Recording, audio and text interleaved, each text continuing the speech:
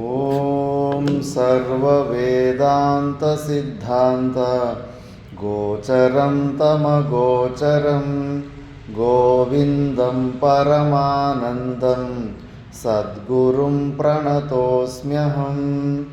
ఓం శాంతి శాంతి శాంతి.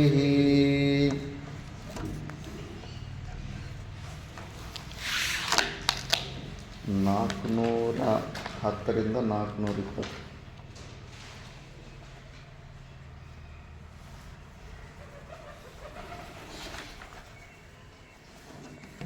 ప్రకృతి వికృతి శూన్యం భావనాతీత భావం సమరసమసమానం మానసంబంధ దూరం నిగమవచన సిద్ధం నిత్యమస్మత్ ప్రసిద్ధం హృది కలయతి విద్వాన్ బ్రహ్మపూర్ణం సమాధో. అజరమమరమస్తాభాసవస్తుస్వరూపం స్థిమిత సలిలరాశి ప్రఖ్యమాఖ్యావిహీనం శమిత గుణ వికారం శాశ్వతం శాంతమేకం హృది కలయతి విద్వాన్ బ్రహ్మపూర్ణం సమాధో.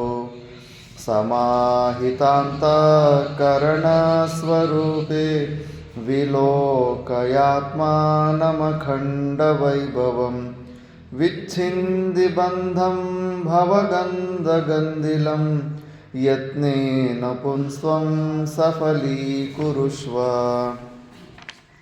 సర్వోపాధివినిర్ముక్తం సచ్చిదానందమద్వయం భావయాత్మానమాత్మస్థం న భూయః కల్పసేధ్వనే.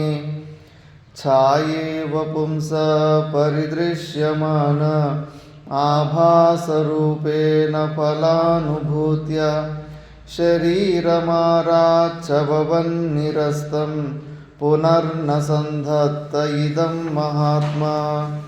సతత విమలబోధానందరూపం స్వమేత్య త్యజ జడమలరూపోపాధిమేతం సుదూరే. అథ పునరపి నైవ స్మర్యతాం వాంతవస్తు స్మరణ విషయభూతం కల్పతే కుత్సనాయ. సమూలమేతత్ పరిదాహ్యవహ్నౌ సదాత్మని బ్రహ్మణి నిర్వికల్పే. తతః స్వయం నిత్యవిశుద్ధబోధా నందాత్మనా తిష్టతి వేద్వరిష్టః. ప్రారబ్ధసూత్రగ్రథితం శరీరం ప్రయాతు వా తిష్టతు గోరివస్రగ్. న తత్పునః పశ్యతి తత్వవేత్త నందాత్మనా బ్రహ్మణి లీనవృత్తిః. అఖండానందమాత్మానం విజ్ఞాయ స్వస్వరూపతః కిమిచ్చన్ కస్య వా హేతోర్ దేహం పుష్ణాతి తత్వవేత్.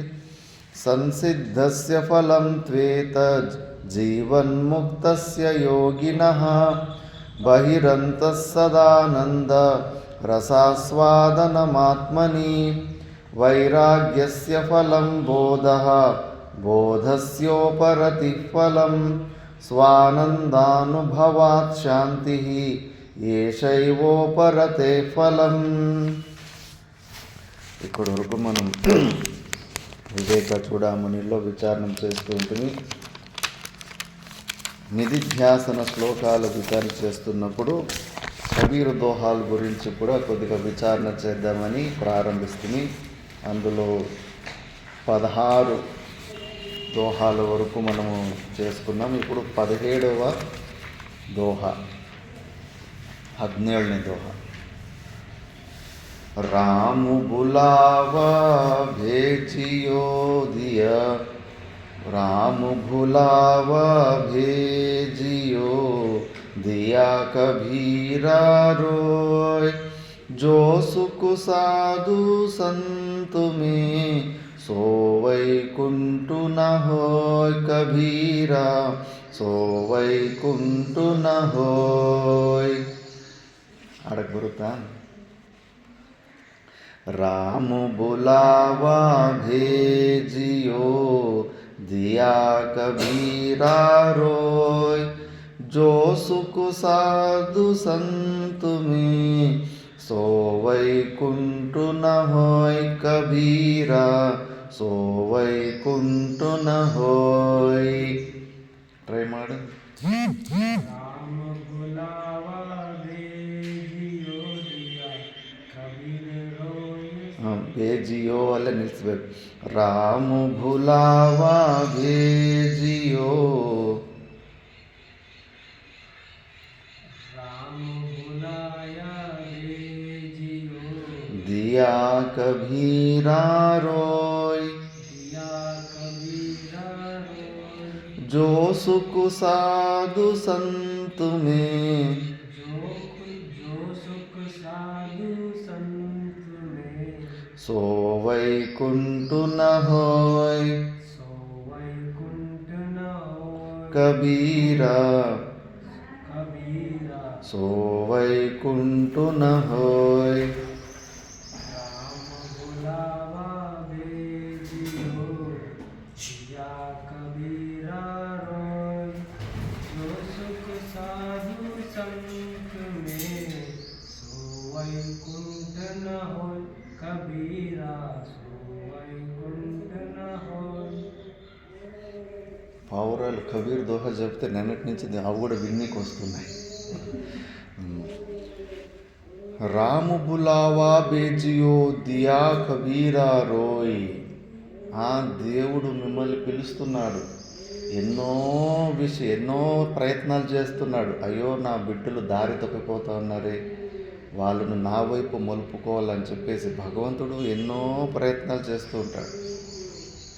మనము ప్రపంచంలో ఎక్కువ అభివృద్ధి సక్సెస్ దొరుకుతూ ఉంటే ఇటువైపు రాము, అటువైపు వెళ్ళిపోతూ ఉంటాం. అందుకే బిజినెస్లు ఫెయిల్యూర్ చేస్తాడు, ఉద్యోగాలు దొరకనీయకుండా చేస్తాడు, భార్యతోటి గొడవ పెట్టిస్తాడు, పిల్లలతోటి గొడవ పెట్టిస్తాడు. ఎన్నో ప్రయత్నాలు చేస్తాడు మనల్ని ఇటువైపు రాని అని చెప్పేసి. అయినా కూడా రాకుండా మనం అటే లేదు, అదే బాగా దానికే అలవాటు అయిపోయాము, అటే బాగుంటుంది, అటే పోవాలని. జో సుఖు సాధు సంతమే, సో వైకుంఠ నా హోయ్. ఒరే పిచ్చోళ్ళారా, మీరు సుఖం కోసము బయట మీ భార్యను నమ్ముకుంటారు, పిల్లలు నమ్ముకుంటారు, డబ్బులు నమ్ముకుంటారు, ఆస్తులు నమ్ముకుంటారు, మళ్ళీ స్వర్గాదులు నమ్ముకుంటారు, వైకుంఠం అంటారు, కైలాసం అంటారు. అన్ని చోట్ల ఉన్న సుఖము అంత సాపేక్షమైన సుఖము. జో సుఖు సాధు సంతుమే సో. ఈ సాధువుల దగ్గర ఒక సుఖం ఉంది, ఆనందం ఉంది, అది వైకుంఠంలో కూడా లేదు. సాక్షాత్ కృష్ణ పరమాత్ముడే చెప్పాడు, ఆ బ్రహ్మ భువనాలోకాహ పునరావర్తినోర్జున. ఒరే అర్జున, టాప్ లెవెల్ లోకం అంటే సత్యలోకం, దాన్ని బ్రహ్మలోకం అంటారు. ఆ లోకం నుంచి కింద ఎన్ని ప్రకారాల లోకాలు, కైలాసం, వైకుంఠము ఎన్ని అనుకుంటున్నావు, అన్ని లోకాలు ఏ లోకానికి పోయినా అన్నీ వాపసు వచ్చేటివి. అవి పర్మనెంట్గా అక్కడ ఉండేట్లాంటి ప్లేసులు కాదు. ఏ లోకాలైనా పుణ్యం ఉన్నంతసేపు అక్కడ ఉండాలి, మళ్ళీ తిరిగి వచ్చేయాలి. అందుకే అక్కడున్న సుఖము సాపేక్ష సుఖమే, కరిగిపోయే సుఖమే, తరిగిపోయే సుఖమే. కానీ సాధు సంతుల దగ్గర ఉన్న ఆ సుఖము నిర్గుణ నిరాకార స్వరూపం. అది ఒక్కసారి ఆ ఆనందాన్ని, ఆ మోక్ష స్థితిని పొందితే మళ్ళీ నస పునరావర్తతే, మళ్ళీ జనన మరణ చక్రాలకి రారు. వైకుంఠంలో జయ విజయులు మళ్ళీ రాలేదా భూలోకానికి? వాళ్ళు కూడా ఇప్పుడు ప్రయత్నం చేస్తున్న వాళ్ళగా నేను మంచిగా పుణ్య పనులు చేసుకొని విష్ణు భక్తి చేసుకొని వైకుంఠంలోపై ఇంకా పర్మనెంట్గా అక్కడే ఉండిపోవాలనే ఉద్దేశంతోనే వాళ్ళు భక్తి చేసుకొని అక్కడికి పోయినారు కదా. పాపం వాళ్ళది ఏం తప్పు ఉండే, వాళ్ళు గేట్ కీపర్లు. ఆయన దుర్వాస మహర్షి అక్కడ వచ్చేసరికి గేట్లు తీరు లేదు, ఇప్పుడు రెస్ట్ తీసుకుంటున్నాడు మా విష్ణు, తర్వాత తీస్తాననేసరికి కోపం వచ్చేసిందని వాళ్ళకి శాపం పెట్టేస్తారు.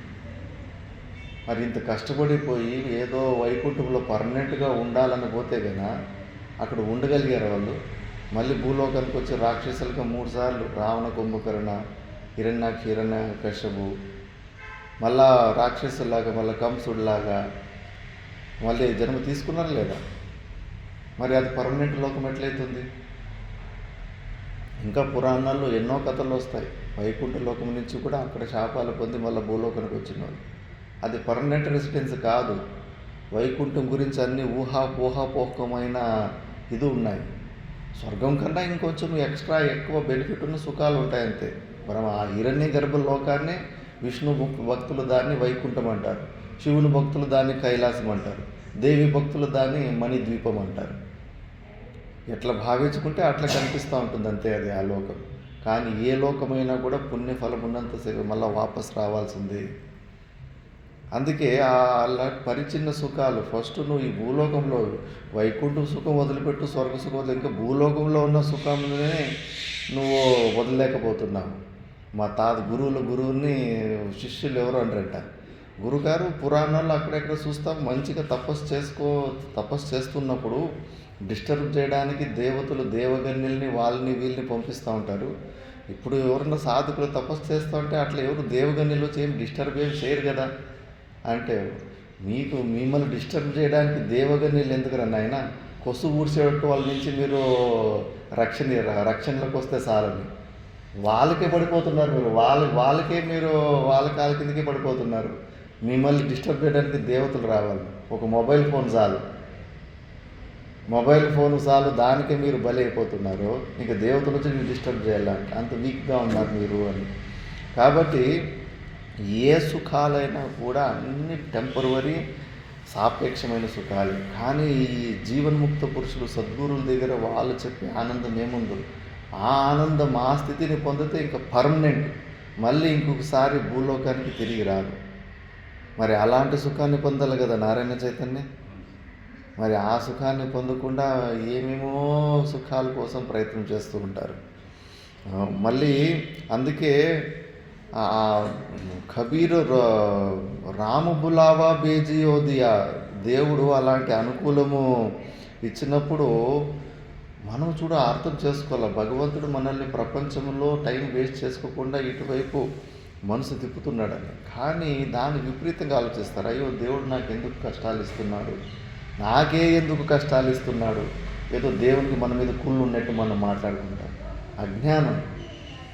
పనికిరాని వస్తువులు వెంబడిపోతున్నాడు వాడు, ఇటువైపు తిరిగి నీ మనిషి జన్మను సార్థకం చేసుకొని అని చెప్పేసి ఇటు తిరుగుతూ ఉంటాడు. ఎల్లాభాత్ నాభ పరం లాభ అని ఇప్పుడే వచ్చింది ఒక శ్లోకంలో. ఈ ఆత్మజ్ఞానం కన్నా ఇంపార్టెంట్ అయింది ఈ ప్రపంచంలో ఒక్కటి కూడా లేదు.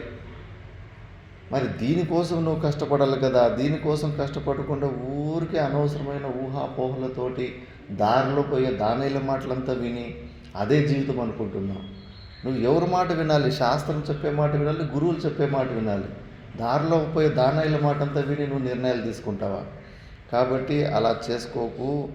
అలాంటి సద్గురుల్ని ఆశ్రయించు తొందరగా అని. మళ్ళీ ఏకు సవేరే భావరే ఫిర్ పాకే పచతాయ్, ఏకు సవేరే భావరే फिर पाके पछताए, तुझको जाना दूर है कहे कबीर जगाए, कबीरा कहे कबीर जगाए.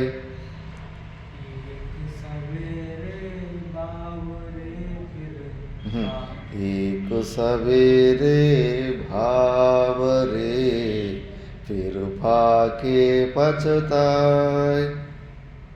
एक सवेरे बावरे फिर पाके पछताए, तुझको जाना दूर है कहे कबीर जगाए, कबीरा कहे कबीर जगाए. एक सवेरे बावरे फिर पाके पछताए, तुझको जाना दूर है कहे कबीरा जगाए, कबीरा कहे कबीरा जगाए. ఏక సవేరే భావరే ఫిర్ పాకే పచతాయ్. ఇప్పుడు నువ్వు ఈ సత్యాన్ని తెలుసుకొని నువ్వు పరమాత్మను గురించి ఏమీ మోక్షం గురించి ఏమీ సాధన చేసుకోకుండా పోతే జడ్జిమెంట్ డే వస్తుంది. యమదూతలు కనిపిస్తారు, వార్నింగ్ లెటర్. ఇంకా చచ్చిపోతున్నాను, కొన్ని క్షణాల్లో చచ్చిపోతున్నాను, లేదా కొన్ని రోజుల్లో చచ్చిపోతున్నానని తెలిసిపోతుంది, సూచనలు వస్తాయి. ఆ సూచనలు వచ్చినప్పుడు చాలా పశ్చాత్తాపడతారు.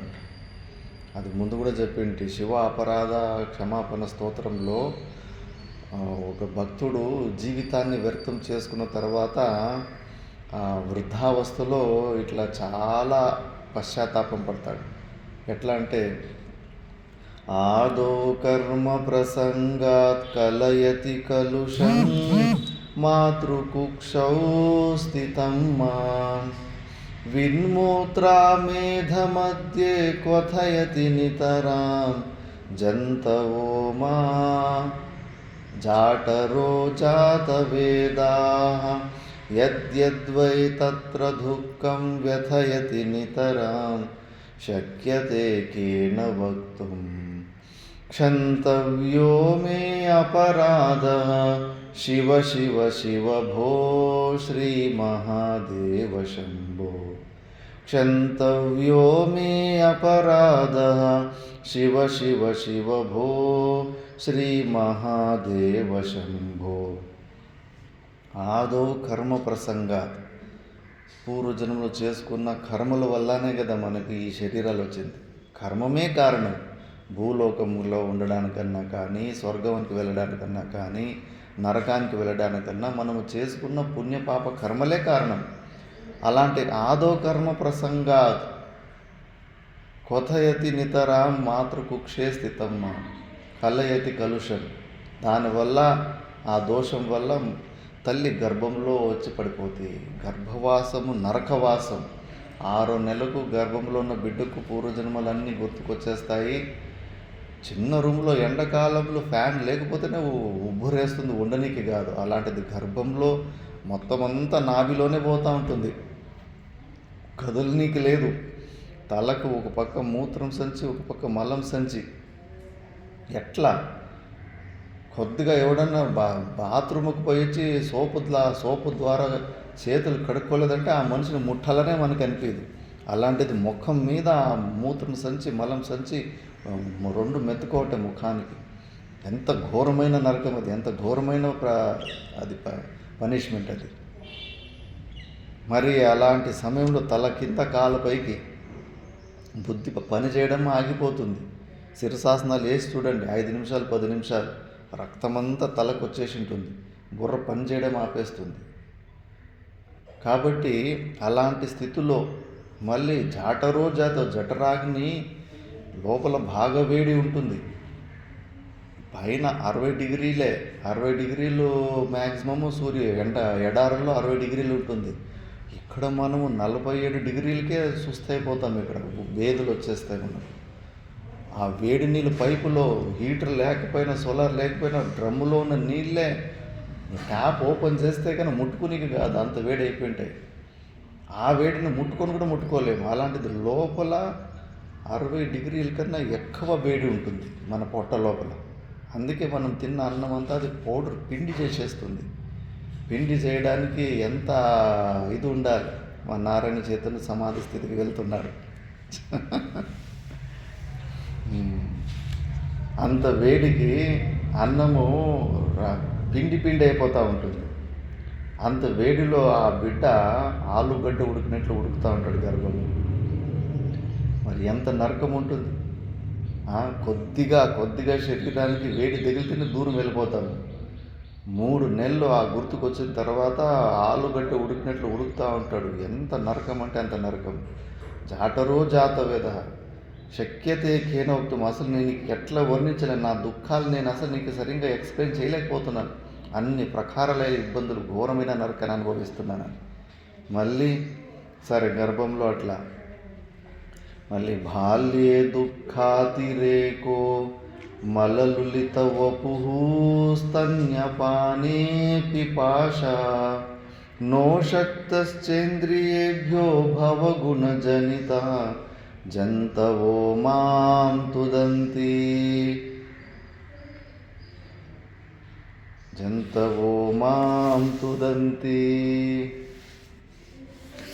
పోయింది, అది మర్చిపోయాను. ఒక్క నిమిషం.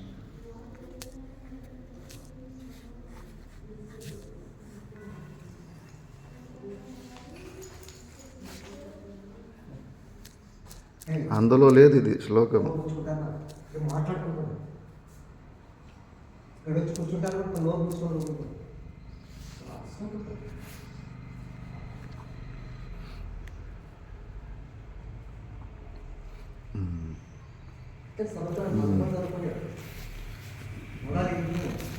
బాల్యే దుఃఖాతిరేకాత్ మలలులితవపుః స్తన్యపానే పిపాసా నోషక్తశ్చేంద్రియేభ్యో భవగుణజనితా జంతవో మాం తుదంతి నానారోగాతి దుఃఖాదృదన పరవశః శంకరం న స్మరామి క్షంతవ్యో మే అపరాధః శివ శివ శివ భో శ్రీ మహాదేవ శంభో. మళ్ళా గర్భం లోపల ఆ నొప్పి, జన్మ తీసుకున్న తర్వాత బాల్యే దుఃఖాతిరేకో మలలులిత వపుహు 2-3 సంవత్సరాలు మలమూత్రాలని. చిన్నపిల్లలు అట్లే లెట్రిన్ పోతా ఉంటారు, చేతికి లెట్రిన్ దొరికితే తీసుకొని నోట్లో పెట్టుకుంటారు. ఏం చేయనికైతుంది? కొద్దిగా వాడు లెట్రిన్ పోయిన తర్వాత కొద్దిగా ఏమరితే తీసి నోట్లో పెట్టేసుకుంటారు. తెలుసుకుంటేనే అసహ్యం కాదు. చేతులకు తెలీదు, ఏదో చెయ్యి నోట్లకే పోతూ ఉంటుంది. ఏదన్నా ముట్టుకొని మన్ను కానీ ఏదన్నా కానీ నోట్లోనే పోతూ ఉంటుంది. ఎంత అసహ్యమైన జీవితము మన చేతుల్లో ఏముందో అప్పుడు ఏమి కంట్రోల్లో లేదు. అలాంటి జీవితం గలీజైన గొబ్బుకి జీవితం గడుపుకొని వచ్చాము మనం. ఎందుకు మళ్ళీ అలాంటి శరీరంలో ఇంకోసారి పుట్టాలని ఎందుకు వస్తుంటుంది? మరి స్తన్యపానే పిపాస. బిడ్డకు ఎప్పుడు ఆకలి అవుతుందో అప్పుడు వాళ్ళ తల్లికి ఎప్పుడు గుర్తుకొస్తుందో అప్పుడు తాపుతూ ఉంటారు. పశువులు కూడా అంత కట్టేసి ఉంటారు కదా, వాడికి దాహమైనప్పుడు దానికి నీళ్ళు దాపరు. వాడు కట్టేసినోడు మనిషి, వాడికి ఎప్పుడు గుర్తుకొస్తే అప్పుడు తీసుకొని పోయి నీళ్ళు దాపుతాడు. అప్పుడు వరకు అది దాహంతో దూడ. కానీ మనకి ఇష్టం వచ్చినప్పుడే పెడతాం, కానీ నీళ్లు మనకి ఇష్టం వచ్చినప్పుడు పెడుతుంటారు. బుద్ధివంతులైన కొద్దిగా స్వేచ్ఛ ఒకటి ట్యాంక్ కట్టేసి వదిలిపెట్టేసి ఉంటారు. దానికి ఇష్టం వచ్చినప్పుడు ఎప్పుడన్నా నీళ్ళు తాక్కొని అని చెప్పేసి. మూర్ఖులు తెలియకుండా దాన్ని కట్టేసుకొని అట్లా చేస్తూ ఉంటారు. చిన్నపిల్లలు కూడా అంతే. చిన్నపిల్లలు కూడా ఎప్పుడూ ఆకలితో ఏడుస్తున్నాడంటే నొప్పికే, ఏదో ఒకటి నొప్పి ఏడుస్తూ ఉంటాడు. భక్తుల పిల్లలు చిన్న వాళ్ళు ఉంటారు. పాపం వాళ్ళు మొదటి బిడ్డ అయినప్పుడు ఆ తల్లికి ఇది కూడా తెలియదు బిడ్డ ఎందుకు ఏడుస్తున్నాడు.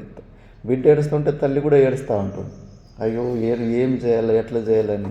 ఏమేమో రోగాలు. ఇప్పుడు ఇంకా టెక్నాలజీ అంత ఇది అయిపోయింది, అంతా విషయుక్తమైన పదార్థాలు, ఇంకా ఏమేమో కొత్త విచిత్రాలు వస్తూ ఉంటాయి చిన్నపిల్లలకి, గర్భవతి తల్లికి. నరకం. ఇంకా ఇంట్లో ఉన్న వాళ్ళు ఎవరికి నిద్ర లేదు. అట్లా ఏడ్చే బిడ్డ లోపల పుట్టినంటే కానీ అందరికీ నిద్రలు పాడైపోతాయి. అంత నరకము. మరి గర్భావస్థలో ఆ నొప్పులు ఎవరికైనా కానీ మనిషికి విపరీతమైన కష్టాలు ఉన్నప్పుడు అసలు వేరే దాని గురించి ఆలోచించడానికి కూడా వారికి అవకాశం ఉండదు. గర్భంలో అంత విపరీతమైన దుఃఖాలు ఉన్నందుకు భగవంతుని అసలు స్మరించడానికి అక్కడ అవకాశమే లేదు. కొంచెం ముఖమన్నా కడుక్కొని పో, నిద్రకు పోతున్నావు. నాకు కనిపిస్తూ ఉంది ఇట్లా కండు లోపల పోతూ ఉంది. మళ్ళీ బాల్యంలో కూడా చిన్నపిల్లోళ్ళకి చూడు, పాఠం చెప్పేటోళ్ళకి ఏకాగ్రత వెళ్ళిపోతుంది. వినేటోళ్ళు సరిగ్గా లేకపోతే గమనమే పోయా. దృష్టాంతం ఒక ఎగ్జాంపుల్ వెళ్ళిపోయా. మళ్ళీ అప్పుడు సమయం లేదు. బాల్యావస్థలో ఇలాంటి పరిస్థితుల్లో పడి ఉంటాం. మన మలమూత్రాలు ముట్టుకుంటూ తినుకుంటూ. అప్పుడు మళ్ళా నానా రోగాది దుఃఖాది పరవశన. విచిత్రమైన రోగాలు చిన్నపిల్లలకు భలే వస్తుంటాయి. ఎందుకంటే ఏది తినాలో ఏది తినకూడదు సరిగ్గా ఐడియా ఉండదు. చిన్నప్పుడు ఈ బుడ్ల విత్తనాలు మా ఇళ్ళలో టన్నులు పండేవాళ్ళు. దాన్ని మొత్తం అంతా బెంగళూరు సైడ్ అంతా అవే పండేవాళ్ళు ఎక్కువ. రూములంతా నిండి ఉండి, ఏ రూము అంతా తీసినా బుడ్లు పెద్ద రాసులు ఉండేటివి. ఇంకా ఊరికే ఆ పల్లీలు తిని రోగం తెచ్చుకున్నాడు. ఊరికి పిత్తం ఎక్కువైపోతుంది, రోగం తెచ్చుకున్నాడు. అమ్మా నాన్నలకేమో తెలియదు వీడికి ఎందుకు జ్వరం వస్తుంది. తినరానివన్నీ తినేసుడు. మళ్ళీ అవి నేరేడుగాయలు రేణుగాయలు అంటారు కదా, నేరగాయలు కొద్దిగా తీగ కొద్దిగా పుల్లు ఉంటాయి కదా, అవి అవి శాస్త్రంలోనే చెప్పారు. అది బదిరీ ఫలం అంటారు దాన్ని. అవి ఎక్కువ తింటే అనారోగ్యం వస్తుంది, జ్వరం వస్తుంది అని. బదిరీ ఫలం అవి కానీ సీతాఫలం కానీ లేదు, సీతాఫలము మంచిది. ఎక్కువ తిరుగుడు పర్యాటకు తిరుగుడు. ఇది ఈ రేణిగాయలు మాత్రం తింటే మాత్రము తప్పకుండా జ్వరం, ఆయుర్వేదిక్లోనే చెప్పారు రోగం వస్తుంది అని చెప్పేసి. మరి అవి కూడా ఊరికే ఆ సీజన్లో చెట్లు విపరీతంగా ఉండేటివి, ఊరికి కింద రాలుతుంటాయి. అవి తింటూ ఉండేది. జ్వరం వచ్చేస్తే కానీ అమ్మ నాన్న ఇంకేమి అవి ఇవి పనికిరాని తిన్నారు కదా, చిన్నగా జోబులో పెట్టుకొని పడుకున్నప్పుడు రాత్రిపూట్లు ఎవరు లేకుండా చిన్నగా జోబుల నుంచి ఒకటి తీసుకొని మెల్లగా తింటూ ఉంటారు. ఆ స్మెల్ పక్కలో వస్తుంది, ఏంది ఇది సౌండ్ వస్తుందని మళ్ళీ అమ్మ నాన్న లైట్ వేసి చూస్తే రాత్రిపూట కూడా తింటాను మళ్ళీ కొట్టేవాళ్ళు. అంటే ఆ వయసు అలాంటిది, దానివల్ల జ్వరం వస్తూ ఉంది అని తెలిసి కూడా దాన్ని తింటాం. ఆ బుద్ధి, ఆ వివేకం కోల్పోతాం. ఇప్పుడు ఆ ఇంద్రియ నిగ్రహం, ఆ శక్తి ఏమీ ఉండదు. మళ్ళీ ప్రతి వర్షాకాలం వస్తే కానీ విపరీతమైన జ్వరాలు. నాదే 7వ క్లాస్కి వచ్చే వరకు ఎప్పుడూ జ్వరాలు, ప్రతి సంవత్సరము జ్వరాలు వచ్చేసేది. బాల్యావస్థ అంతా ఇట్లా రోగాలతోటి వేస్ట్ అయిపోతుంది. ఇంకా అప్పుడు ఎక్కడుంటుంది తెలివి? భగవంతుని నామస్మరణ చేయడానికి తెలివి ఉంటుందా? ఇప్పుడు పిల్లలకి పట్టి బలవంతంగా భగవద్గీత నేర్పాల్సి వస్తుంది. వాళ్ళంతకు వాళ్ళకి ఏమైనా ఇంట్రెస్ట్ వస్తుందా? ఆ వయసు అలాంటిది. ఆ వయసులో స్వయంగా ఇంట్రెస్ట్ రాదు, బలవంతంగా వాళ్ళకి నేర్పాల్సిన పరిస్థితి ఉంది. అప్పుడు భగవంతుని శంకరం నా స్మరామి, అప్పుడు స్మరించుకోలేదు నేను, అవకాశం లేకపోయింది. సరే పోనీ యవ్వనావస్థ వచ్చిన తర్వాతన్నా అప్పుడు అవకాశం ఉండే, కానీ అప్పుడు వేరే పనులు టైం వేస్ట్ చేసుకుంటాను. ఎట్లా అంటే ప్రౌఢోహం యౌవనస్థో విషయ విషదరై పంచభిర్మర్మసంధో దష్టో నష్టో వివేక సుతదన యువతి స్వాదసౌఖ్యే నిషన్నః శైవీ చింతావిహీనం మమ హృదయమహో మానగర్వాదిరూఢం క్షంతవ్యో మే అపరాధః శివ శివ శివ భో శ్రీ మహాదేవ శంభో క్షంతవ్యో మే అపరాధః శివ శివ శివ భో శ్రీ మహాదేవ శంభో. యవ్వనావస్థలో మంచి యవ్వనం ఉన్నప్పుడు అప్పుడు అవకాశం ఉండే, కానీ ఆ యవ్వనావస్థలో ఏం చేసుకుంటాము? ప్రౌఢోహం యవ్వనస్థో, గర్వం ఎక్కువ. ఇప్పుడే 12-13 సంవత్సరాలు అయితేనే పిల్లగాలం అంటారు. నువ్వు ఎందుకు కొడుతున్నావు, ఎందుకు తిడుతున్నావు, ఎదురు జవాబులు చెప్పడం స్టార్ట్ చేస్తారు.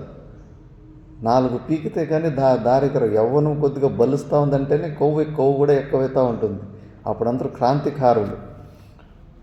15వ సంవత్సరంలో అప్పటి వరకు దెబ్బలు తింటాడు. 15వ సంవత్సరంలో 10th స్టాండర్డ్కి వచ్చినప్పుడు అమ్మ ఒకసారి కొట్టినకి వస్తే ఆ కొడుతున్న కట్టిని చేతిలో పట్టుకోండి. ఇంకా నేను కొడుతుంటే నా కట్టిని పట్టుకుంటావని ఇంకా విపరీతంగా కొట్టేసి, అంత పెద్దోడు అయిపోయినావా, కొవ్వు వచ్చిందా నీకు అని చెప్పేసి. అంటే ఆ యవ్వనం, ఆ యవ్వన గర్వము అట్లుంటుంది. ఆ కొవ్వు అలాంటి అహంకారంలో పంచభిర్మర్మసంధం అంటే పంచ జ్ఞానేంద్రియాలు ఏమైతే ఉన్నాయో అన్ని జ్ఞానేంద్రియాలని 3 విషయాల్లోనే వాడు ఉపయోగిస్తుంటాడు. సుత ధన యువతి. ఫస్ట్ పెళ్ళి కాకముందు మొత్తం అంతా అమ్మాయిల మీదనే ధ్యాస పెడతాడు. వాడికి అంతే ప్రపంచం అంటే ఇంకా అమ్మాయిలు అంత తప్పితే కన్నా మగవాళ్ళకి ఆడవాళ్ళ గురించి, ఆడవాళ్ళకి మగవాళ్ళ గురించి ఏమైనా వస్తారు. కోతుల్లాగా ఆడుతూ ఉంటారు విచిత్రంగా. ఎంత భద్రం పరచుకోవాలని తన తల్లిదండ్రులు చూసుకున్నా కూడా ఏదో ఒకటి సందులు చూసుకొని దారులు చూసుకొని అటువైపు పోతూ ఉంటారు. మళ్ళీ ఒకవేళ పెళ్ళి అయిపోయిందనుకో ఇంకా భార్య మీద ఆసక్తి, మళ్ళీ పిల్లలు అయిపోయినట్టే కానీ మళ్ళీ డబ్బులు. సుత ధన యువతి, ఈ 3 మీదనే ఎక్కువ అన్ని ఇంద్రియాలని, అంత శక్తిని మొత్తం అందులో వేస్ట్ చేసుకుంటాడు. మళ్ళీ శైవీ చింతా విహీనం మమ హృదయమహో మానగర్వాదిరూఢం. ఇంక దేవుడు భక్తి అస్సలు లేదు. ఎవరన్నా వయసు పిల్లగాడు వస్తున్నాడు ఆశ్రమానికి, అంత సంసారంలో దెబ్బలు తిన్నోళ్ళు, అంతో ఇంత నొప్పి తిన్నోడు ఇటువైపు కొద్దిగా వస్తున్నారు. కానీ వయసు పిల్లగాడు ఎవరైనా ఇటువైపు వస్తున్నారా? మదిర మాయా మదిర ఎక్కువ అతలోనే ఉంటుంది, అంత బహిర్ముఖత్వంగానే. శైవీ చింత విహీనం మమ హృదయమహో మానగర్వాదిరూఢం. విపరీతమైన గర్వంతో అహంకారంతో నిండి ఉండి అప్పుడు కూడా నేను శివుని నిన్ను స్మరించలేకపోయాను. క్షంతవ్యో, నన్ను క్షమించపా దేవుడా, యవ్వనావస్థను ఇట్లా వేస్ట్ చేసుకున్నాను. పోని దాని తర్వాత వృద్ధావస్థ వస్తుంది, అక్కడన్నా పోనీ ఏమన్నా మంచి పని చేసామా? వార్ధక్యే చేంద్రియానాం విగత గతిమతిశ్చాది దైవాదితాపై పాపైరోగైర్వియోగైస్త్వనవసిత వపుః ప్రౌఢిహీనంచ దీనం మిథ్యామోహాభిలాషైర్భ్రమతి మమ మనో దుర్జటేర్ధ్యానశూన్యం. క్షంతవ్యో మే అపరాధః శివ శివ శివ భో శ్రీ మహాదేవ శంభో. క్షంతవ్యో మే అపరాధః శివ శివ శివ భో శ్రీ మహాదేవ శంభో. వార్ధక్యే చేంద్రియానాం, వృద్ధావస్థలో నారాయణ చైతన్యం ఇంద్రియాల్లో శక్తి ఉంటుందా? విపరీతంగా కమ్మి అయిపోతుంది. వార్ధక్యేచ ఇంద్రియానాం విగత గతిమతి, బుద్ధి కూడా పనిచేయదు, చంచలంగా ఉంటుంది, చెప్పిన మాట వినే రకమే ఉండదు. వయసు అయిపోయిన తర్వాత ఎవరు మాట వినరు, వాళ్ళు చెప్పిందే మిగతా వాళ్ళు వినాలనుకుంటారు, కానీ మిగతా వాళ్ళ మాట వినాలని అనిపించదు. ఆ బుర్ర అలా అయిపోతుంది. మళ్ళీ నేను చెప్పిందే కావాలా, నేను చెప్పినట్లు కాకుండా పోతే కానీ వాళ్ళ మీద కోపము, లొల్లి. ప్రతి ఇంట్లో కూడా ముసలోళ్ళని, వయసులో ఉన్నోళ్ళు విసుక్కుంటూ ఉంటారు. అక్కడ రెండు వైపులు మిస్టేక్ ఉంటుంది. వాళ్ళకు ఓపిక తక్కువ ఉంటుంది, ముసలోళ్ళు ఎక్కువ హింస పెట్టే తత్వంలోకి వచ్చేస్తారు. ఇంగ్లీష్లో దాన్ని మైక్రో మేనేజింగ్ అంటారు. మైక్రో మేనేజింగ్ చేయకూడదని. ఇప్పుడు ఎవరైనా కంపెనీలో మేనేజర్ ఉంటాడనుకో, ఫర్ ఎగ్జాంపుల్ ఎవరికి మనం వంట చేయమని చెప్పింటాం, వాళ్ళకి చేసిన తర్వాత వాళ్ళకు ఒకసారి నేర్పించాలా, మళ్ళీ దూరం నుంచి చూస్తూ ఉండాలి. అట్లా కాకుండా వాళ్ళు వెంబడే నిలబెట్టుకొని స్టవ్ వెలిగించు, పాత్ర పెట్టు, నీళ్ళు పోయి, స్పూన్ గడుగు, ప్లేట్ గడుగు, అది తీసుకురా, ఇది తీసుకురా, నూనె, సాసుగులే, కరేపాకి, ఊరికే పక్కలో నిలుపుకొని ముళ్ళుతోటి కూర్చున్నట్టు కూర్చుతూ ఉండకూడదు. పిచ్చి పట్టేస్తుంది ఆ మైక్రో మేనేజింగ్. కంపెనీల్లో కూడా అంత మేనేజర్లు ఊరికే వెంబడపడతారు. వెంబడపడకూడదు, తప్పులు చేయడం సహజం. కొద్దిగా వదిలిపెట్టేసి ఫ్రీగా వదిలిపెట్టి చూడాలా, ఎక్కడ తప్పు చేస్తున్నాడో ఆ తప్పు చేస్తుందని మళ్ళీ ఆ పని అంతా అయిపోయిన తర్వాత పిలిపించి చేస్తూ, కానీ ఇది ఒకటి ఇట్లా చేయాల్సి ఉంటూ అట్లా చేయాలి, ఒక్కసారి చెప్పాలి అంతే. అట్లా ప్రతి ఆ మనిషి వెంబడి పడితే కానీ ఊరికి వదులుతూ ఉండకూడదు, లొల్లి పెట్టుకుంటూ ఉండకూడదు. అసహ్యంగా అనిపిస్తుంది. మా ఇంట్లోనే చూస్తుంటారు కదా, ముసలోళ్ళు ఊరికే ఉండలేరు. ప్రతి దానికి క్రికెట్ మ్యాచ్ అవుతూ ఉంటుంది కదా, కామెంటరీ, వాడు బంతి తీసుకొస్తున్నాడు, బౌలింగ్ చేస్తున్నాడు, బ్యాట్స్మెన్ కొడుతున్నాడు, బ్యాట్స్మెన్ కొట్టిన తర్వాత బంతి అక్కడ పోయింది, దాన్ని క్యాచ్ పట్టుకున్నాడు, క్యాచ్ పడిన తర్వాత వీళ్ళు పరిగెడుతున్నారు, అవుట్ అయిపోయాడు అని చెప్పేసి కామెంటరీ చేస్తూ ఉంటారు కదా. ఈ ముసలోళ్ళు అన్ని ఇంద్రియాలు వీక్ అయిపోయి ఉంటాయి. చేతులు, కాళ్ళు, అన్ని కళ్ళు, చెవులు అన్నీ వీక్ అయిపోయి ఉంటాయి. నాలుగు మాత్రం గట్టిగా ఉంటుంది. ఊరికి శక్తినంతా నాలుగుతోటి వడ అని కప్పరసినట్లు అరుస్తూ ఉంటారు. అసహ్యంగా ఉంటుంది. అది మనం తెలుసుకోవాలా. మాట విడకూడదు. చిన్నపిల్లలకి విరక్తి పుడుతుంది అట్లా ఎవరన్నా బాగా వదులుతూ ఉంటే కానీ. అందరూ అసహించుకుంటారు. అలాంటి బతుకూడదు. గౌరవించాలి. 10 మాటలు మాట్లాడే కాడ ఒక్క మాట మాట్లాడాలి. అనవసరంగా నోరుంది కదా, నాలుగు ఉంది కదా అని ఊరికి ఏ వ్యక్తి వెంబడి పడితే కన్నా చాలా చిరాకు అనిపిస్తుంది. నాకే చిరాకు అనిపిస్తుంది. ఏంది ఇది, స్పూన్ ఇట్లు పెట్టు అట్లు పెట్టు, ప్రతి విషయంలోనూ కామెంటరీ చేయడమా. ఎక్కువ ఎవరికన్నా కానీ ఎక్కువ బుద్ధివాదాలు చెప్తే కన్నా కోపం వచ్చేస్తుంది. అది మనం అర్థం చేసుకోవాలా. ఎవరికి బుద్ధివాదాలు చెప్పు నీకు పోకూడదు.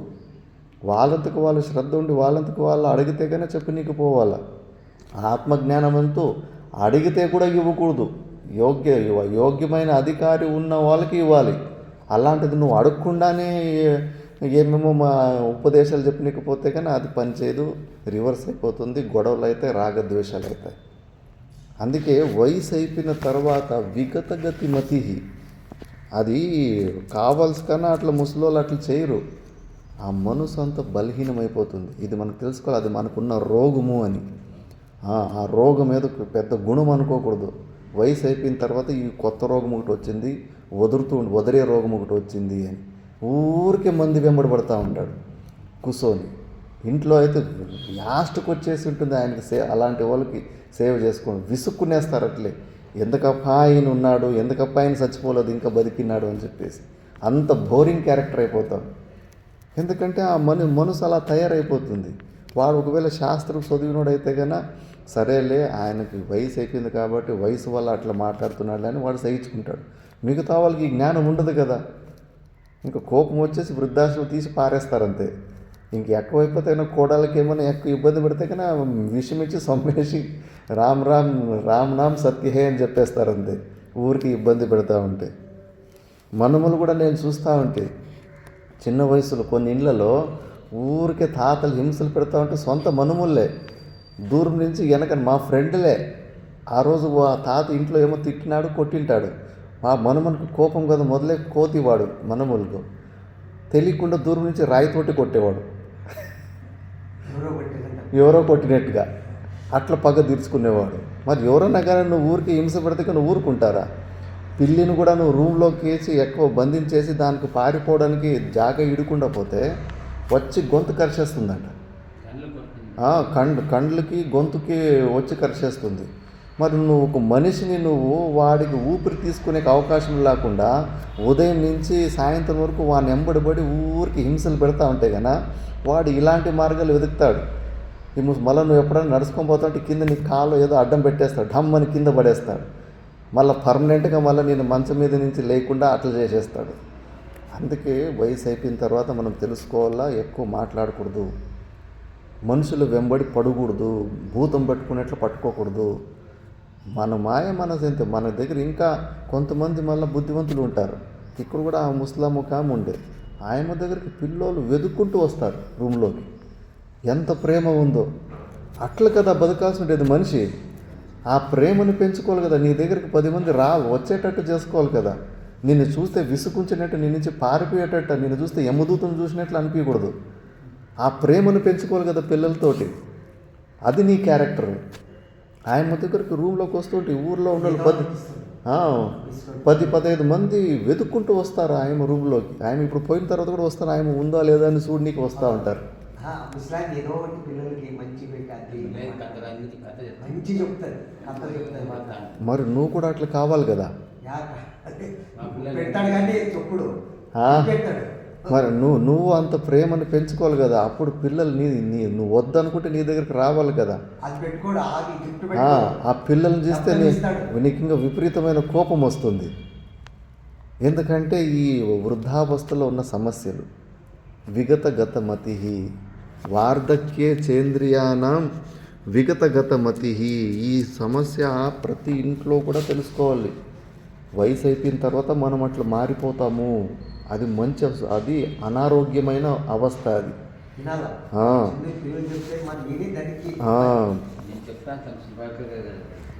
వాళ్ళ మీదనే ఎక్కువ విపరీతమైన కోపం చేసుకుంటావు నువ్వు. నువ్వు చెప్పే రకంలోనే అతని ముఖంలో మనము శాంతంగా ఉన్నామా కోపంగా ఉన్నామని ముఖము కళ్ళు చెప్పేస్తాయి. వాళ్ళ విషయంలో ఎంత కోపం వస్తుందో నీకు నీ ముఖం చూస్తే నాకు అర్థమైపోతుంది. అట్లా ఉండకూడదు పిల్లలు. అది ఎందుకు వినాలి? సొంత జన్మనెత్తిన అమ్మ నాన్న మాటలే వినలేదు, ఏమీ సంబంధం లేని మన మాట వాళ్ళు వినాలంటే అది ఆ కోరికే చెడ్డదు కదా. ఎందుకు వింటారు వాళ్ళు? ఎందుకు ఎవరెవరో చెప్పిన మాటలంతా ఎందుకు వింటారు వాళ్ళు? వాళ్ళు కూడా బుద్ధివంతులు. కాబట్టి ఇది తెలుసుకోవాలి. ముసలితనంలో వదిలేది ఎక్కువైపోతుంది. ఆ నోటికి తాళాలు వేసుకోవాలి, శాంతంగా ఉండాలి. వార్ధక్యేచ ఇంద్రియానం విగతగతమతి. ప్రతి ఒక్క ఇంద్రియంలో కూడా విగతగతమతి. విగతగతమైతే చాది దైవాది తాపై, మళ్ళా ముందు వయసులో ఉన్నప్పుడు చలికి భయపడము, ఎండలకి భయపడము, గుట్టలెక్కడము, కొండలెక్కడము, దేనికి భయపడకుండా ధైర్యంతో అంతా చేస్తూ ఉంటాము. కానీ వయసు అయిపోయిన తర్వాత చల్లనీళ్ళతోటి స్నానం చేసుకోవడానికి భయం వేస్తుంది. మరి అంతే, శక్తి అంతే. అందుకే అలాంటి వాళ్ళ కోసం ఇప్పుడు ఉత్తర భారతంలో కూడా ముందు వేడి నీళ్ళు, ఇప్పుడు అన్ని ఆశ్రమంలో గీజర్లు ఉన్నాయి. అక్కడ ఇంకా విపరీతమైన చలి కదా, కాబట్టి ఇంక శక్తి లేదు. చాది దైవాది తాపై, ఇప్పుడు ఆది దైవిక అవన్నీ ఇబ్బందులు వస్తే అసలు తట్టుకోలేము. ఎండాకాలం వస్తే బేదులైపోతాయి, చలికాలం వస్తే కానీ టక్కని రోగాలు పట్టేసుకుంటాయి. ఒక్కొక్క పారటి ఇంకా పోతూ ఉంటుంది అది. మళ్ళీ రోగై పాపై రోగై, పాపముఖ ఫలమే కదా ఇదంతా. పాపై రోగై వియోగైస్త్వన వసిత వపుహు, పాపాలు చేయడం వల్ల పూర్వజన్మ క్రితం పాపం వ్యాధి రూపేణ సంస్థిత. ఆ రోగము, రామకృష్ణ పరమహంసకి గొంతు క్యాన్సర్ వచ్చిందంటే ఆయన చేసిన పాపమే. ఆ శరీర సంఘాతంతో పూర్వజంలో చేసిన పాపమే. ఎంత పెద్ద సద్గురు కావచ్చు, శ్రీకృష్ణ పరమాత్ముడు కావచ్చు, ప్రతిదీ కూడా కర్మతోటే సంబంధం. నాకు రోగం వచ్చినా కూడా అంతే నేను చేసిన పాపముకు ఫలితమే. మరి అట్లా రోగాలు విపరీతంగా వస్తున్నాయంటే కనుక పూర్వజన్మలో ఎన్ని పాపాలు చేశాంటారు నాయన. దీనితోటే మనం ప్రూవ్ అవుతుంది మనము పాపాత్ములము అని. విపరీతమైన రోగాలు వస్తున్నాయంటే పూర్వజన్మలో విపరీతమైన పాపాలు చేశామనేది ప్రూఫ్. అది కార్యానుమేయ సుదైవ మాయ. మరి పూర్వజన్మలో అన్ని పాపాలు చేసినామంటే కనుక పుణ్యం చేసే అలవాట్లు చాలా తక్కువ ఉన్నాయి.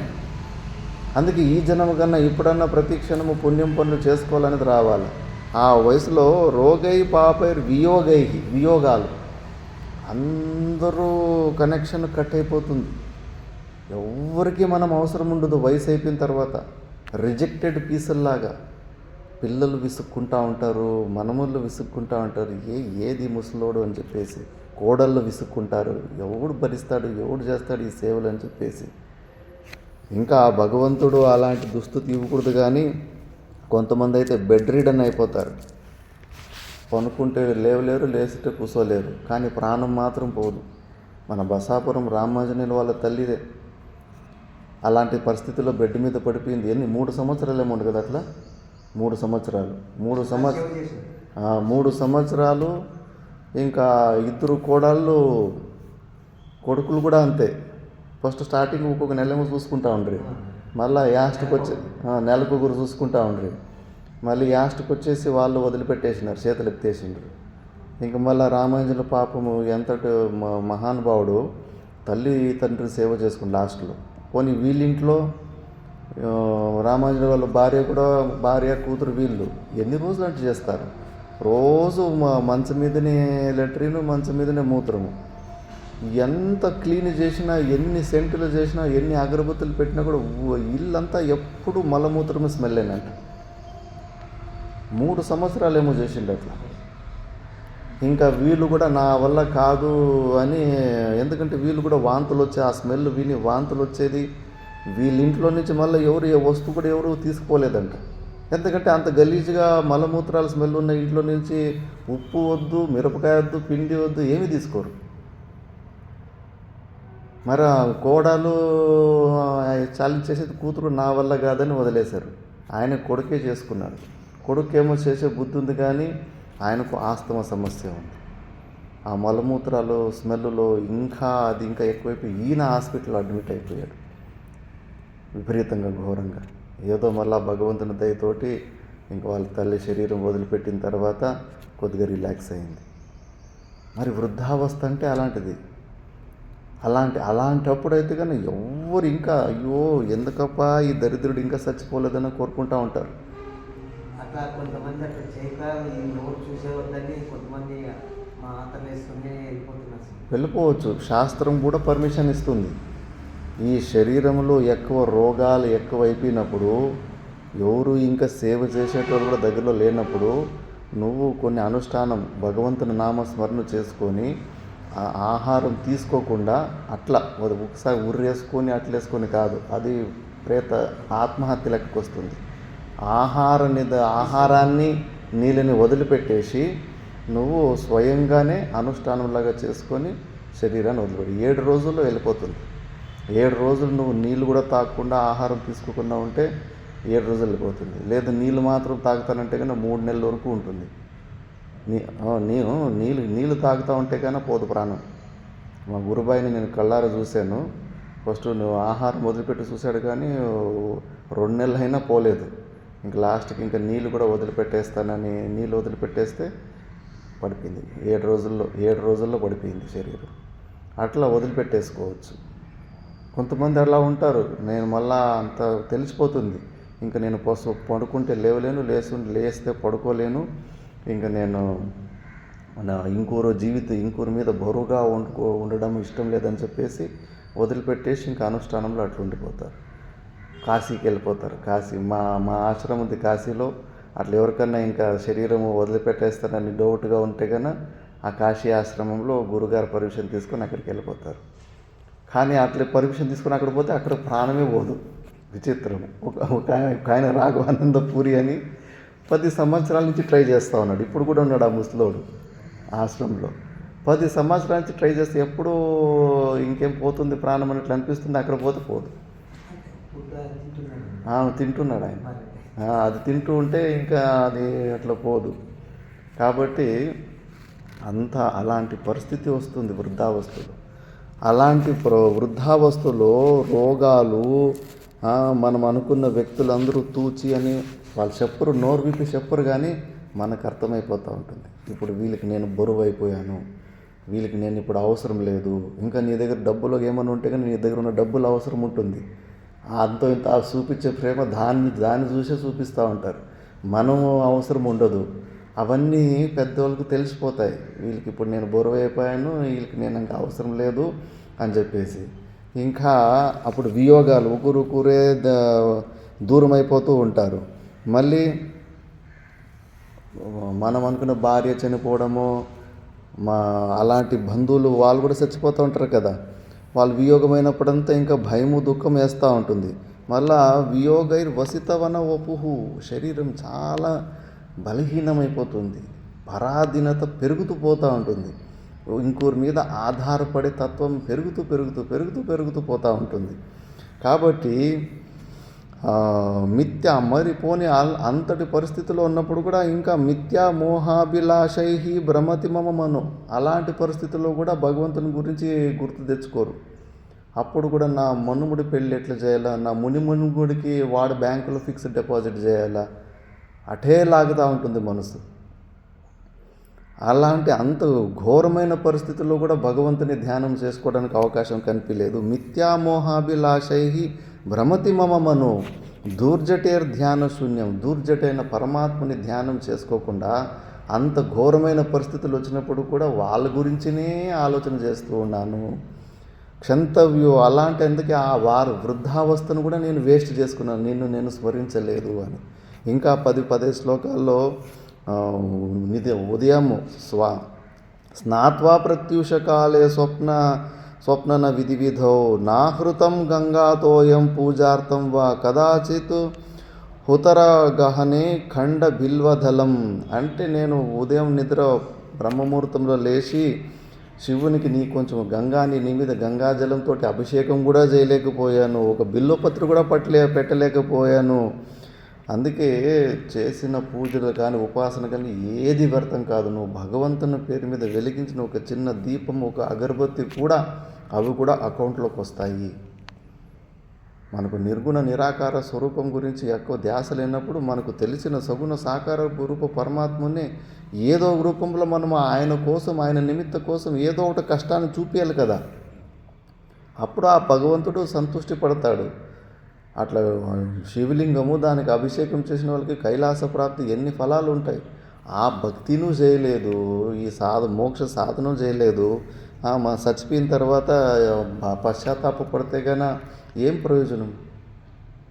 అందుకే ఇక్కడ కబీర్ దాసు చెబుతా ఉన్నారు, ఏక్ సవేరే భావరే ఫిర్ పాకే పచతాయి.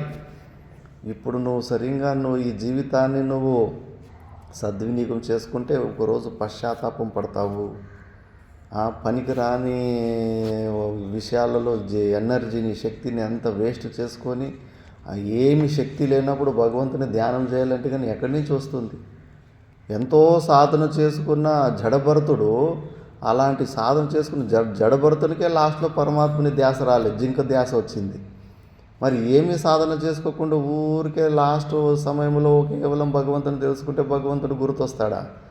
లేదు. అందుకే ఇప్పుడే యావత్ స్వస్థమిదం శరీరం యావచ్చ దూరే జర యావచ్చేంద్రియ అప్రతిహత యావత్ క్షయో నాయుష ఆత్మశ్రేయసి తావదేవ విదుష ప్రయత్నోపుమాన్ సందీప్తే భవనే తు కూపకననం కీదృశ ప్రత్యుద్యమ కీదృశ అని.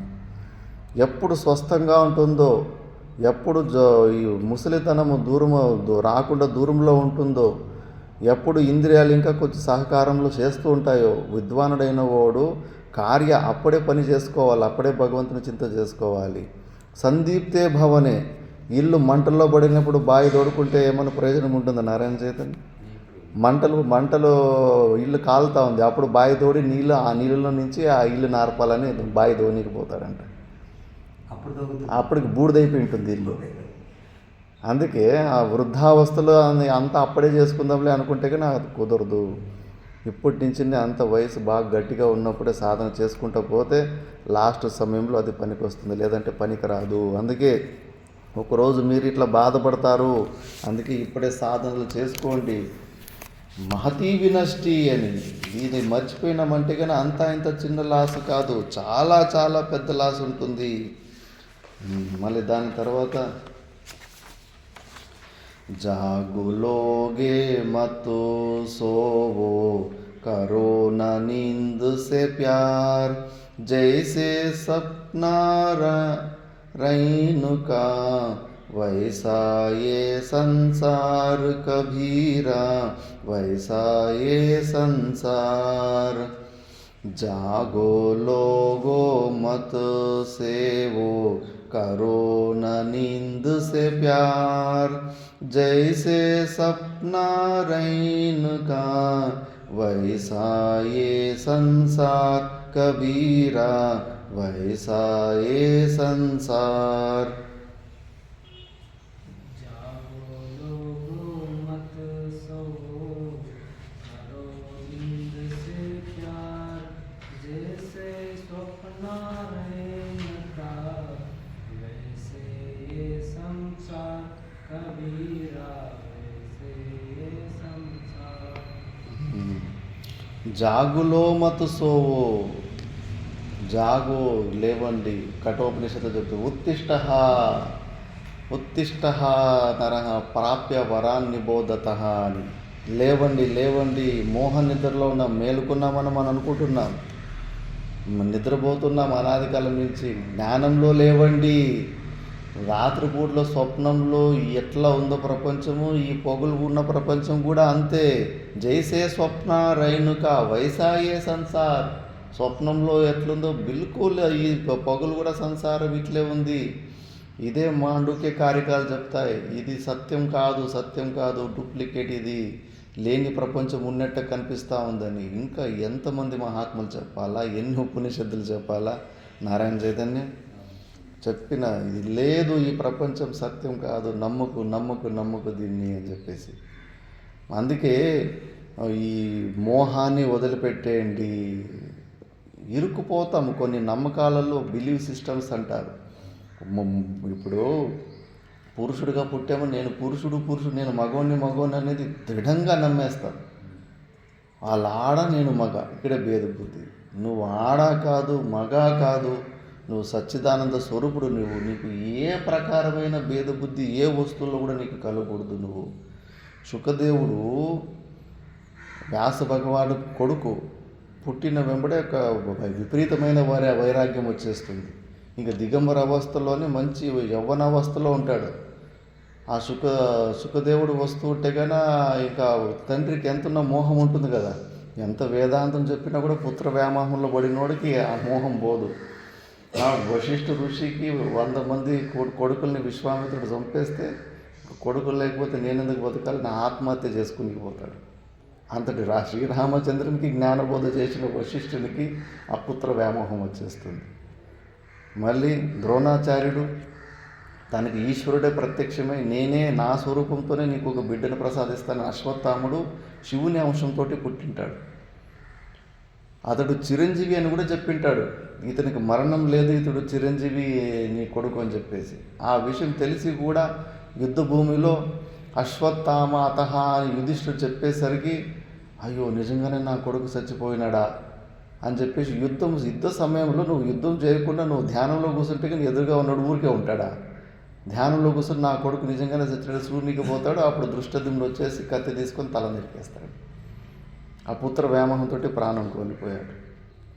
కాబట్టి పుత్రమోహం అనేది విపరీతంగా ఉంటుంది. అకస్మాత్తానికి ఇక్కడ కన్ను ఉంటే అది విన్నంత వరకు ప్రాణం పోతుంది.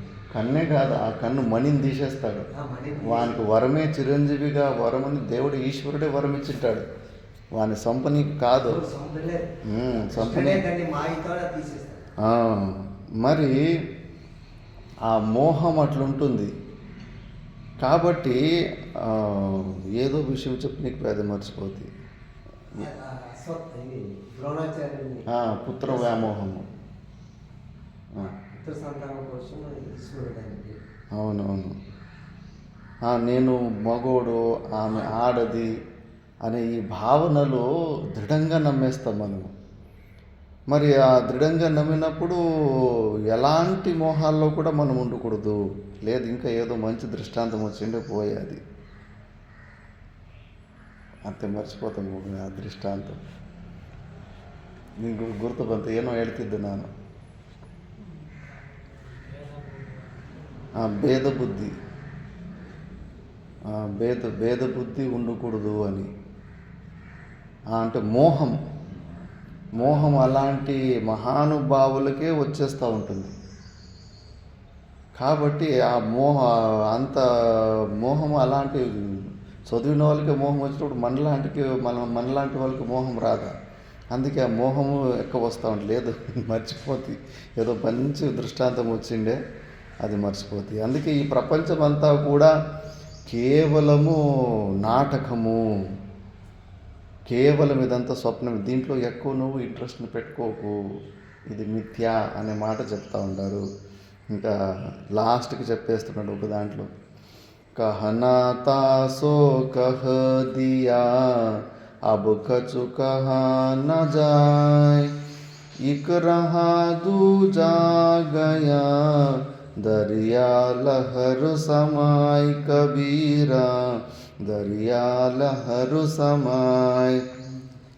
कहना था सो कह दिया अब कछु कह ना जाए, एक रहा दूजा गया दरिया लहर समाय, कबीरा दरिया लहर समाय.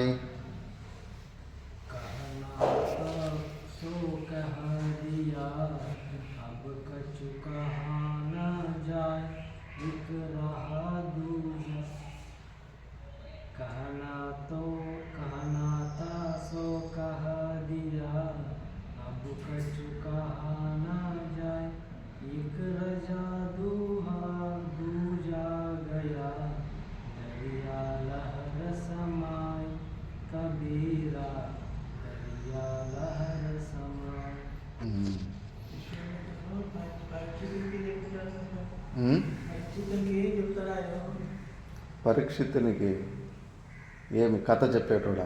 వ్యాసుడే. శుకుని కథ చెప్పి కరెక్ట్గా మీరు గుర్తు చెప్తారు. శుకుడు దిగంబర అవస్థల్లో పుట్టి ఉంటే తండ్రికి వ్యాసునికి పుత్ర వ్యామోహం, వ్యాసునికి కొడుకు మీద వ్యామోహం వచ్చిట్టుంది. అంటే వ్యాస భగవానుడు కూడా పుత్రుడి మీద మోహము, వశిష్ఠునికి కూడా పుత్ర వ్యామోహము, ద్రోణాచార్యుని కూడా పుత్ర వ్యామోహము. వ్యామోహం అంత ఘోరంగా ఉంటుంది. అలాంటి ఘోరమైన పుత్ర వ్యామోహం వ్యాసుని కూడా వచ్చేసిట్టుంది. శుకుడు వైరాగ్యం వచ్చేసి ఇంకా నడుచుకుంటూ వెళ్ళిపోతూ ఉంటే శుఖ శుఖ శుఖ అని అరుచుకుంటూ వెనకాల వస్తూ ఉంటాడు. అక్కడ దేవకన్యలు అక్కడ దిగంబరంగానే బట్టలు లేకుండానే అక్కడ ఒక చిన్న చెరువు ఏదో నీళ్ళది గుంత ఉంటే అక్కడ జలకాలు ఆడుకుంటూ ఉంటారు. శుకదేవుడు వస్తే కన్నా అట్లే వాళ్ళు దిగంబరంగానే వచ్చి ఈయనకు సాష్టాంగ ప్రణామం చేస్తారు. అంటే ఈయన వస్తుంటే కన్నా వాళ్ళకు ఆ భేదం రాలే, ఎందుకంటే ఆయనలో ఏమీ వికారాలు లేవు కదా. మళ్ళీ వెనకాల వ్యాస భగవానుడు వస్తే కన్నా వాళ్ళందరూ పారిపోయి మళ్ళీ బట్టలు వేసుకుని పారిపోతారు, ఎందుకంటే వ్యాస భగవానులో ఆ వికారాలు ఉంటాయి అని చెప్పేసి. వ్యాస భగవాన్ని చూసి భయపడి బట్టలు వేసుకుంటారు. కానీ శుకదేవుడు వస్తూ ఉంటే కన్నా వాళ్ళకి అసలు వాళ్ళు దిగంబరంగానే ఉండి ఇంకొక సాష్టాంగ ప్రణామం చేస్తారు. ఎందుకంటే శుకునికి అవేమి వికారాలే లేవు. నువ్వు అమ్మాయిలు చూసి పారిపోతున్నావు, అసహించుకుంటున్నావు అంటే నీలో ఆ భేదం ఉంది, ఆ భేద బుద్ధి ఉంది, ఆ జ్ఞానం ఉంది నీకు. అది నీకు ఇంపార్టెంట్ విషయం, అక్కడ నీకు వాల్యూ పోలేదు. విపరీతమైన విలువ పెట్టుకున్నావు నువ్వు. వాళ్ళు ఆడవాళ్ళు, అది నా భోగ్య వస్తువు అన్నది నీకు బాగా బుర్రలో ఫిక్స్ అయిపోయింది. దాన్నే తొలగించుకో. నువ్వు పురుషుడు కాదు, స్త్రీ కాదు, నువ్వు సచ్చిదానంద స్వరూపుడివి అని చెప్పేసి.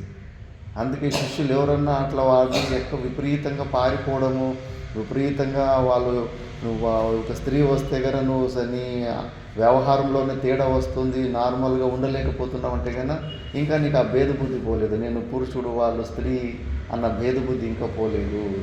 ప్రూఫ్ అదంతా. శుకునికి ఆ భావం లేనే లేదు. ఆయన జీవితంలో ఎప్పుడు బట్టలు వేసుకునే లేదు. ఆ వికారాలు ఏమీ ఉండవు. నువ్వు కూడా అంతే. నేను శ్రీశైలంలో కొన్ని రోజులు దిగంబరంగా ఉన్నాను. అంటే నేను కావాలని ఉండని అనుకోలేదు. ఉన్న 2 బట్టలు కోతులు తీసుకెళ్ళిపోయాయి. కదిలి వనంలో పోతే మీద ఒక బట్ట, కింద ఒక బట్ట, 2 అంతే, ఇంకేమీ లేదు. అక్కడ ఒకరోజు పైన ఉన్న బట్టని ఉతికేసి ఆరేస్తే కానీ నల్లటి కొండ ముచ్చలు ఉంటాయి. వాటికి ఏమో ఆ బట్టల మీద పిచ్చి.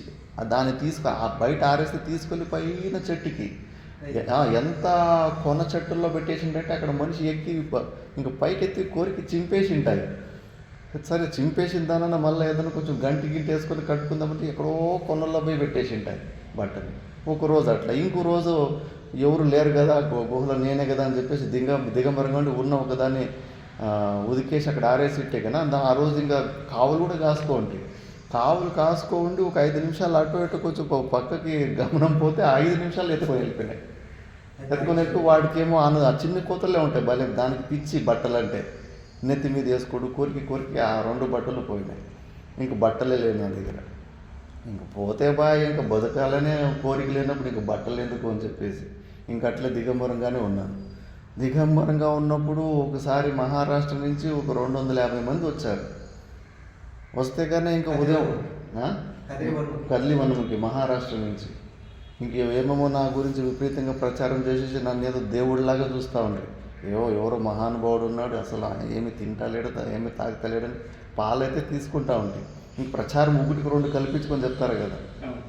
విపరీతంగా ఇంకా హైలైట్గా చేసేసరికి ఇంకా నన్ను చూడనీకి ఫుల్ క్యూలైన అక్కడ ఇంకా పెద్ద ట్రిప్పులు వేసుకొని వస్తూ ఉంటాయి. ఇంకా వాళ్ళు ఉదయం పూట స్నానం చేయాలి.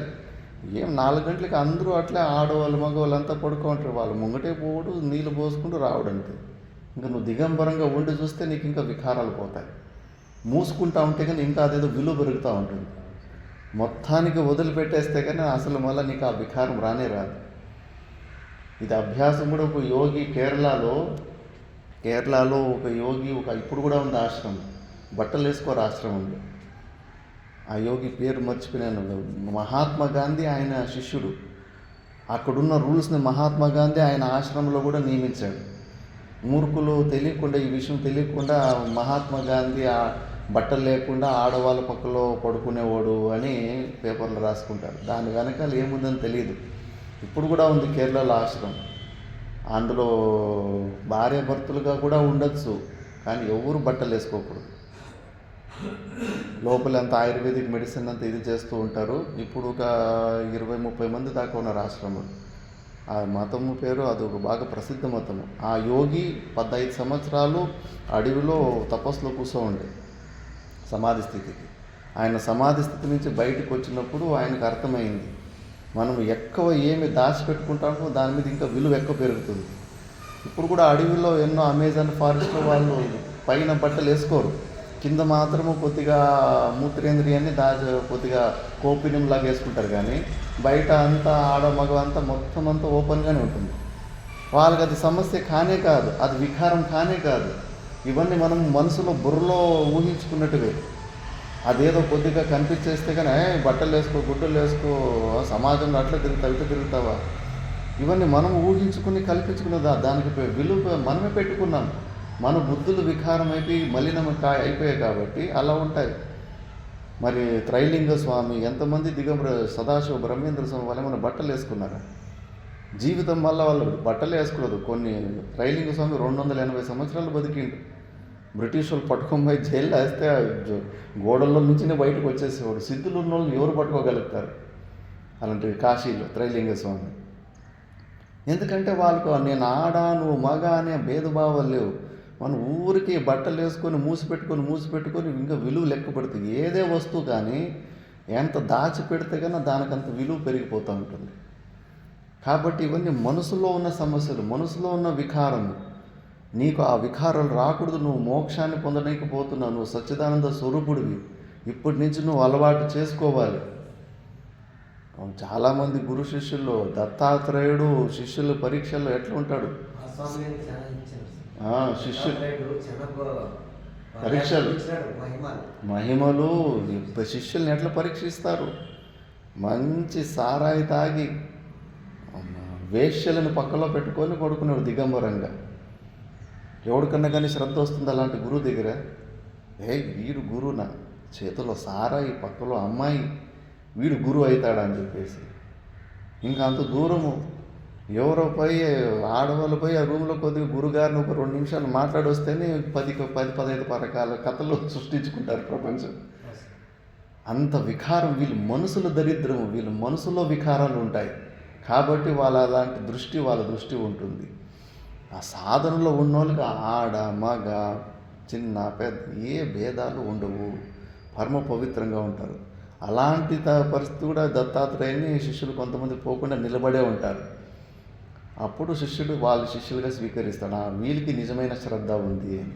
ఆ శ్రద్ధ లేకపోతే కన్నా ఒకరోజు 2 రొట్టెలు ఎక్కువ తిన్నాడంటే కన్నా అయ్యో మా గురుగారు చాలా భోగి, చాలా ఇది ఉన్నట్లుంది, మాకు ఇవ్వకుండా ఆయన ఒక్కడే తింటున్నాడు.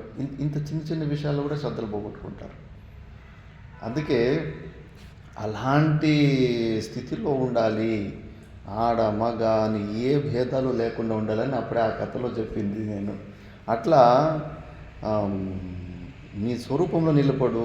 ఇంకా లాస్ట్ శ్లోకంలో నాయన ఇది వివేక చూడడంలో కూడా ఇదే శ్లోకం ఉంది. వక్తవ్యం కిము విద్యతేత్ర బహుదా, చెప్పడానికి ఏముంది నాయన, కహనాతో సో కహదియా, చెప్పాల్సిందంతా చెప్పేసిందన్నాను. నువ్వే సచ్చిదానంద స్వరూపుడు, నువ్వు ఎదుగుతున్న పరమానంద స్వరూపుడు నువ్వే అయి ఉన్నావు. నీకు భిన్నంగా ఏమీ లేదు. ఇంకా నువ్వు ఈ సత్యాన్ని తెలుసుకుంటే కన్నా ఇక రహా దూజాగా అంటే ఇంకా ద్వైతము నీలో ఉండకూడదు. నీకన్నా వేరే వస్తువు ఇంకొకటి నీకు కనిపించకూడదు ఈ సత్యాన్ని గ్రహిస్తే కన్నా. దర్యాలహరు సమై, ఎలాగైతే నదులు సముద్రంలో పోయిన తర్వాత నువ్వు ఏ నది అని చెప్తావు సముద్రంలో? అది బయట ఉన్నప్పుడు అది గంగా నది అంట, ఇది నర్మదా నది అంట. నదుల పేర్లు లక్ష నదులు ఉన్నాయి ప్రపంచమంతా. సముద్రం పోయిన తర్వాత ఎక్కడ పోయి 1,00,000 రకాల పేర్లు. అందుకే నువ్వు ఎట్లా ఉండాలంటే అజ్ఞానంలో ఉన్నప్పుడు కూడా, నువ్వు నదిగా ఉన్నప్పుడు కూడా, మళ్ళీ సముద్రం అయినప్పటికీ కూడా నువ్వు నీళ్ళే.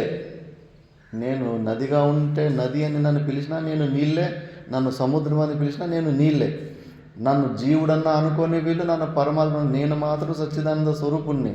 నువ్వు జీవుడుగా ఉన్నప్పుడు కూడా నువ్వు సచ్చిదానంద స్వరూపుడివే, మళ్ళీ ఆ స్థితిని పొందిన తర్వాత నువ్వు సచ్చిదానంద స్వరూపుడివే అని ఈ భేదభావాలన్నీ ఈ పరిచిన్న బుద్ధి నుంచి అట్లా సముద్రంలో ఎట్లా కలిసిపోయి మొత్తం దాని ఐడెంటిటీని జీవభావాన్ని పోగొట్టుకుంటావు, నదీ భావాన్ని పోగొట్టుకుంటాయో నువ్వు కూడా ఈ జీవభావాన్ని అలాగే పరమానందంలో ఆ సచ్చిదానంద స్వరూపంలో మనసు నిలిపి నువ్వు దీన్ని పోగొట్టుకోవాలి అని. ఇంకా ఇంతే, దీనికన్నా ఎక్కువ చెప్పడానికి ఏమీ లేదని కబీర్దాస్ చెప్పేశాడు.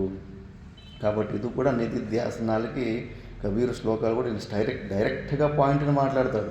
మూర్తి పూజలని అది అంత కిందికి లో లెవెల్కి రాడు. ఇది క్లైమాక్స్ ఉత్తమాధికారులకి ఇది. కాకపోతే మన శక్తిని చూసుకొని మనం అలా చేసుకుంటూ పోతూ ఉండాలి. మిగతాది మనం నెక్స్ట్ క్లాస్లో చూద్దాం. ఓం పూర్ణమదః పూర్ణమిదం పూర్ణాత్ పూర్ణముదచ్యతే పూర్ణస్య పూర్ణమాదాయ పూర్ణమేవావశిష్యతే. ఓం శాంతి శాంతి శాంతి.